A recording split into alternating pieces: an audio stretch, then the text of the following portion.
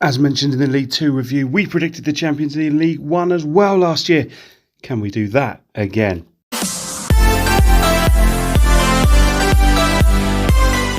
Welcome to another prediction video, this time focusing on EFL League 1. We're very close to the start of the season now, just 2 weeks to go.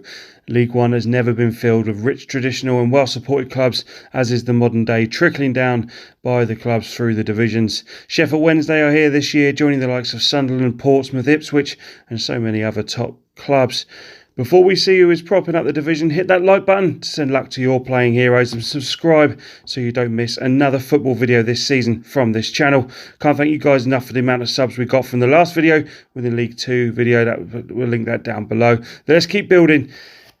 Hit us in the comments as well who you think will be promoted from League 1 and who you think will be relegated in your final tables as well.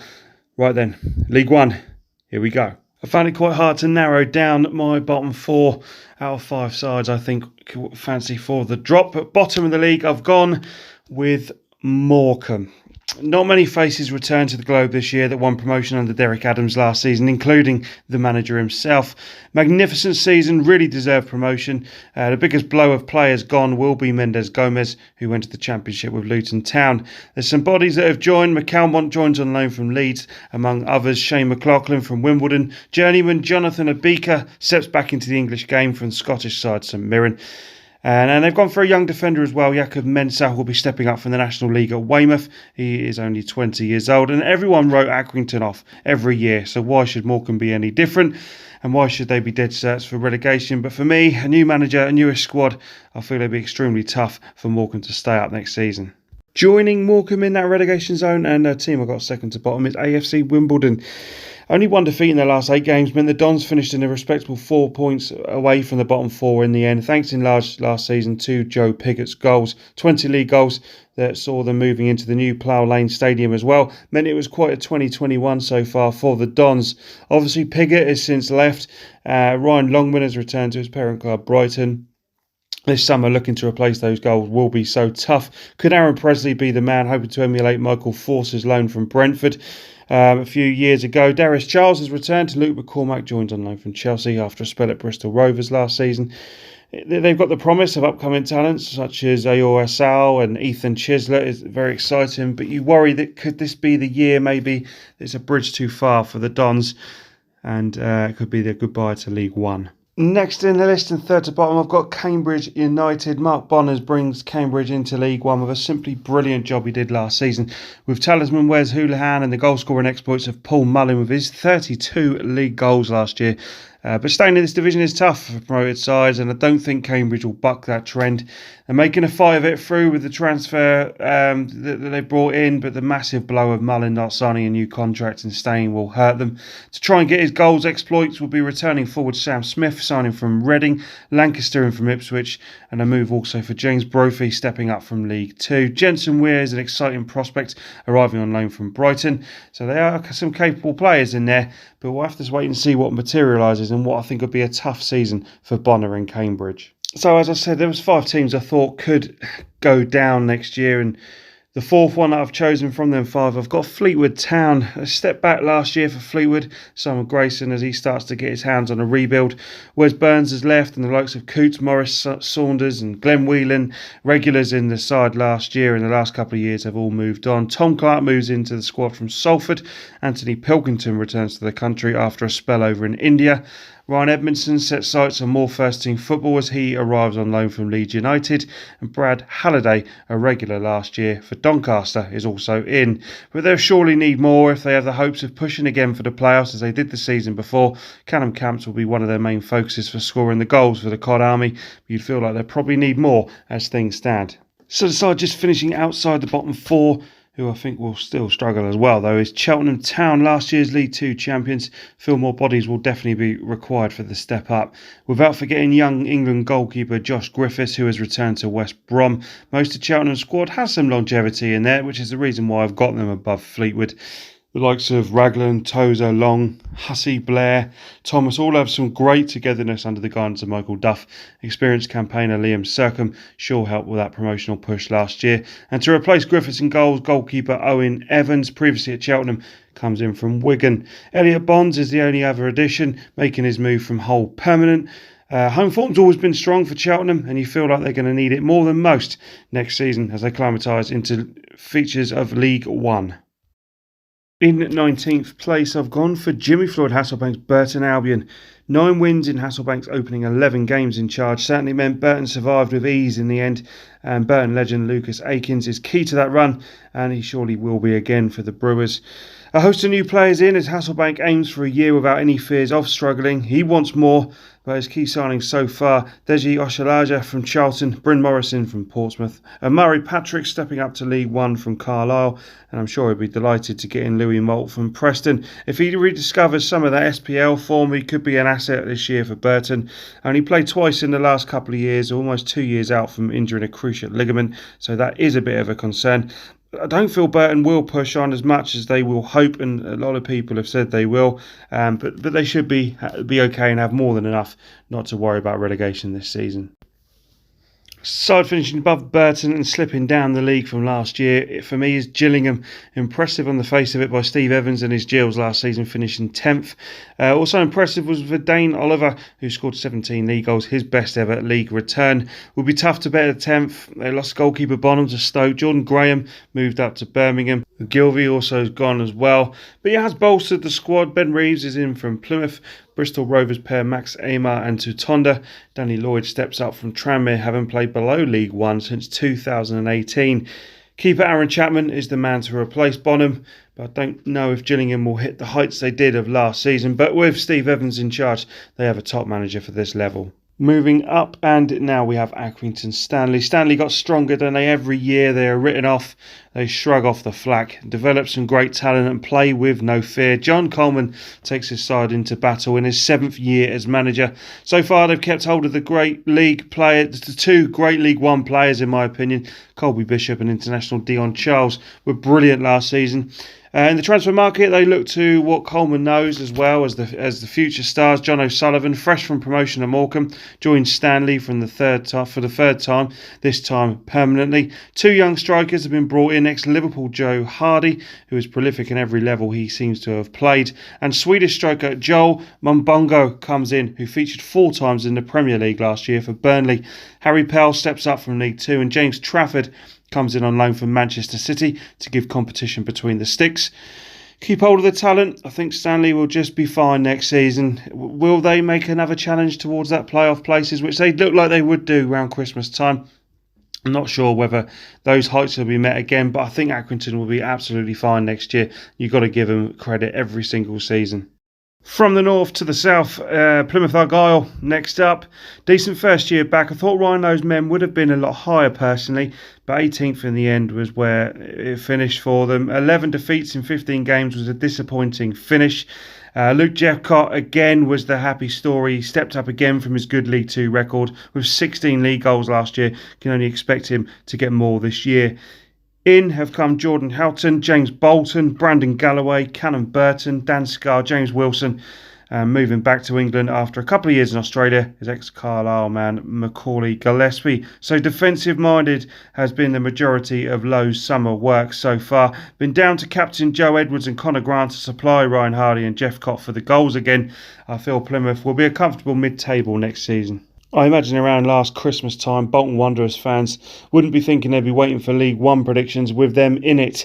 But Ian Ever really delivered, didn't he? And now he wants to charge for the Championship. He's opted to add a few names to the squad that done so well last year. George Johnson comes in and looks a very good signing, as he was very good for Wigan last season.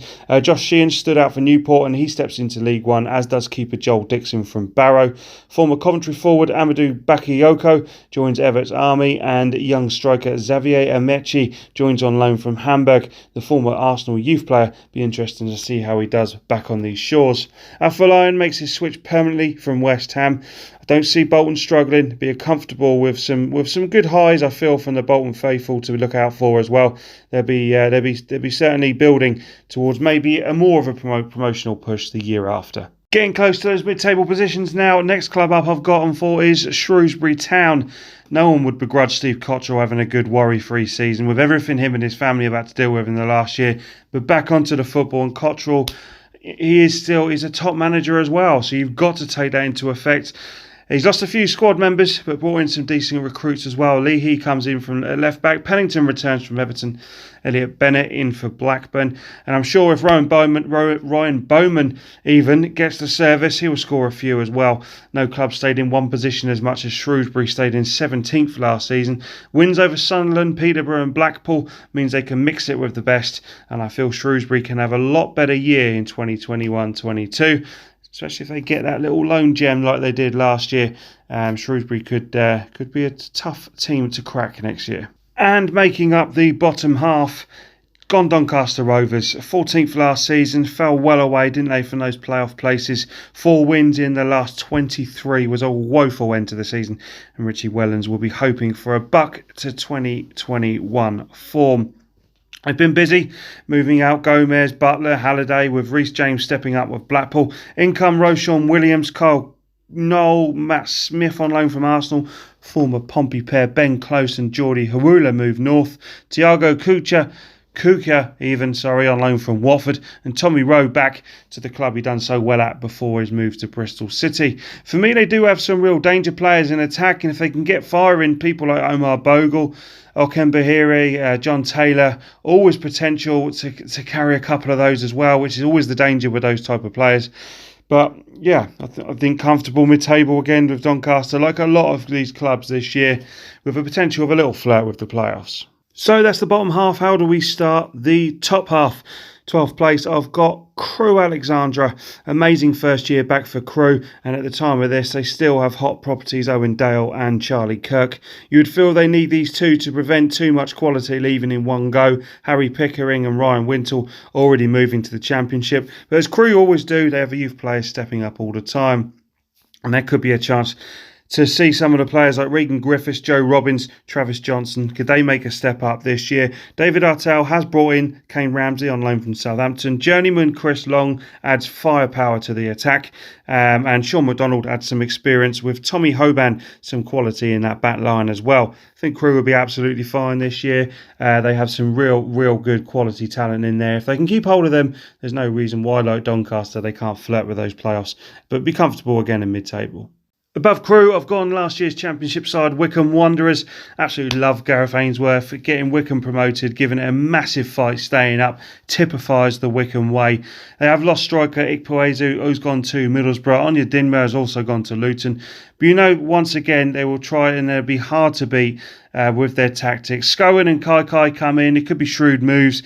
They won't struggle, but I also fancy a few other teams above Wycombe to have more of a push towards the top of the table. But you wouldn't be surprised if Wycombe were near the top. Just feel like a bit of pressure around mid-table next year for Wycombe coming down from the Championship. After Wycombe, we go for last year's surprise package, and that is Lincoln City. So Lincoln had an incredible year last year under the guidance of Michael Appleton, and the trio of Brennan, Johnson, Rogers and Grant were a joy to watch for the Imps fans, but they have now all moved on, either returning after loans or, in the case of Grant, transferring to Peterborough. They have made moves in the market, but feel they'll be very hard to emulate the playoff final position of last season. Maguire in from Sunderland is a strong move, and the two loan players of Unlandulu and Lewis Fiorini will be hoping to emulate Johnson and Rogers. Fiorini is a player to certainly keep an eye on. Big talent from Manchester City. Captain Liam Bridcut and Lewis Monsma still at the club, so great for the dressing room that they're still there. There's no danger that Lincoln won't be a tough side to play against, and Appleton is a very good manager. Just don't feel like that height of the playoffs will be met again this season. Getting very close to those playoff positions now, and we are now into the top 10. And in 9th place, I have gone for MK Dons. I thought MK Dons will push on last season. Got a bit of a stick in my prediction of the video last year about how high I would put them up. But they did deliver. You would say the highs and lows in terms of the transfer market. I've managed to bring in the likes of Ethan Robson, Josh Martin on loan from Norwich, Scott Twine, so impressive for a struggling Swindon last year. And their strike force next season will be Mo Isa and Max Waters. The M&M partnership on paper should certainly set pulses racing, and Isaac will look to kick on after a rather average couple of years at Peterborough. All of this will be done without that quality of Scott Fraser. Obviously, he's moved on, gone and joined Ipswich. Young prospect Matthew Sorinola has also left. He's joined Belgian sides St Gillois, who celebrate promotion last year to the top flight of Belgium. So there are a couple of blows there, but with the players they brought in, you don't feel that MK Dons will differentiate from being that top half position as they did last season, and I think MK Dons will be a force to reckon with yet again next year. Above the MK Dons, but also missing out on the playoffs, I've gone for Portsmouth. Kenny Jackett's reign ended last season, and a new era under the Cowleys is the future for Pompey for the foreseeable. Lots of Pompey players, including Tom Naylor, Williams, Close, McGilvery, Watmore, Cannon. So many of that first team picture last year have moved on, having not achieved that promotion feat in recent years. The new approach and feel with, the football, I imagine, will improve on the eye for Pompey fans. Not sure as things stand whether it will be a transitional year or not for the club. Midfield engine room, I'd say, has improved with the likes of Ryan Tunnicliffe and Sean Williams coming in. Clark Robinson's in from Rotherham. A loan move for keeper Gavin Berzunu, who was on loan at Rochdale last year from Manchester City. Kieran Freeman returns after his release from Swansea. And a loan move for striker Gassam Adadme, the Moroccan scoring goals in pre-season for the Cowley boys. Hopefully he can take that form into League One. But I feel around just missing out on the playoffs again next season for Pompey. So we've arrived at those playoff positions. Who's just missing out in 7th? We've got Wigan Athletic. Liam Richardson guided Wigan to survival last year and has been definitely well backed to ensure no relegation threat happens again. This time round, a whole host of new squad members this year. Max Power returns to the club. In our ex-Pompey pair, Jack Watmore and Tom Naylor. Ben Amos is the goalkeeper. Cousin Edwards and attackers Stephen Humphreys. And last season's Sunderland top scorer Charlie Wyke is here. Wyke always been a goal scorer, provided he has the ammunition. Most of that came from McGeady last year. This year it will need to be coming from the likes of Edwards, Power, Cousins, you likes of Gavin Massey as well. You would think Wigan will be looking up rather than down this season, and I feel Wigan will definitely be in and around those playoff places. So we're now back into the playoff positions, and we're now at 6th place, and we are at Oxford United. Last year marked 2 years failing in the playoffs in a row. Still, the base of the side is the same. Shaw Robinson will one more in. Elliot Lee's loan from Luton was a success, and they'll hope new signing and returning wide man Ryan Williams can help be successful and fill a bit of that void. Billy Bowden comes in from Preston to challenge Matty Taylor up top, and Carl Robinson very happy to make Marcus McGuane's loan permanent move from Nottingham Forest. Atkinson, who performed so well at the back last year, stepped up a division, but the base of Eastwood, Long, Moore, Brannigan, Henry, Taylor, etc. remain. Certainly a better start this season is needed for Oxford, is what cost them for challenging in the top 2, I'd say, this time around. But they can do it, and I think another year in the playoffs for Oxford United. Above Oxford and joining them in the playoffs is Sheffield Wednesday. Wednesday and Darren Moore bring some decent players into League One, and they've not gone mad bringing in players so far. With the unrest among supporters against the owner at Chancery, they need a fast start. At this time of recording, Josh Windass is still Owl, and Barry Bannon, who would probably walk into any side in League One, should provide enough ammunition into the likes of Windass, Patterson. New signing Olamide Shadipo, who had a good loan spell at Oxford last year as well. So Sheffield Wednesday do have a decent squad, and you have to feel they definitely be in those playoff pictures, and considering the quality they have, probably pushing for a top 2 place as well. Only 4 teams left. In 4th, Charlton Athletic. Nigel Adkins had a decent start to managerial reign, and in fact Charlton only lost 1 of their last 15 matches, missing out on the playoffs because of an awful mid-term. Not a lot of new faces in at the Valley, but returning striker Jayden Stockley is a big positive, making his move permanent. A swapping goal with Ben Amos going to Wigan and Craig McGillivray coming in from Portsmouth, who picked up the Player of the Year down there on Fratton Park last season. Another player moving permanently from loan is Akin Famewu. Another new signing, George Dobson, also in from Sunderland. Looks like Addicts will have to unveil Sean Clare as well. Very close to getting done, I believe, at this time of recording. He had a good spell with Burton last year, so that's another signing. Looks to be pretty decent. There's a decent nucleus of a squad here, and as the players react to Adkins as they did last season, you'd have to say they have a very good shout of promotion next season. For Charlton, 4th place for me for next year. So you'll know which 3 are left. Just missing out on the top 2, and in 3rd, Rotherham United always got to fancy Paul Warne's guys to battle, and I think they will again this season. So narrowly relegated on the last day of the season last year, and emotional Warne has kept the most of that squad. Smith and Adapo will be the strikers capable of goals again. One new signing so far, Ferguson in from Millwall, lost Robertson and Osalunde, but with players like Sadlier, Wiles, Barlaser, Crooks, Rotherham should be more than capable of challenging again. If not top two, then definitely inside those playoffs. And you've got to fancy Rotherham. You would, you definitely wouldn't be putting people off backing them next season. In second place and missing that title, I've gone for Sunderland, and a little bit surprising at the moment. As things stand, where do Sunderland get their goals from? I mean, Charlie Wyke, the Black Cats' top scorer last year, joined the revolution at Wigan. However, under Lee Johnson, you've got to feel confident that he will bring in one or two new strikers that will be of decent calibre and they can add to that squad. Certainly capable of a stronger promotional push this year. Looked like they were marching for the top two, didn't they? But one win in their last 9 meant they collapsed and lost to Lincoln in the playoffs. McGeady stays, Pritchard's in, and I would shortlist Cameron Doyle being contender for Young Player of the Year. It looks a great prospect, already making waves in pre-season already, despite only being 17 years of age. He's in on loan from Manchester City. I think this year could be the year Sunderland do get back to the Championship. And then there was one. And League One champions this year, I've got Ipswich Town. At the moment, Paul Cook came in last year to give him the leadership of taking Ipswich back to the second tier. Could he be the owner's game changer? He would have known last year's squad was not good enough, and goals certainly was an issue. Cook made them tougher, but 6 0-0 draws and barely scoring before the last day. He knew the problems. 13 players are out, 8 new players are in, players that should well take them up that table. Salford stopper Vaclav Hladaki comes in. Scott Fraser had a great year at MK Dons up front. The pedigree of Bonn and Piggott up front. Joe Piggott certainly deserves his moves after prolific years at Wimbledon. A lot expected the Championship, but he's destined to stay in League One at the moment. And Bonn, a very interesting signing. Certainly handled the Championship well in his first year at Charlton. A rather quiet spell at QPR next year, but he's here on loan and certainly potential of goals. Raheem Harper as well added to that midfield, meaning it's time to look up again at Ipswich Town and fight towards getting back to the Championship. And that is it, guys. That is my League One predictions for this season.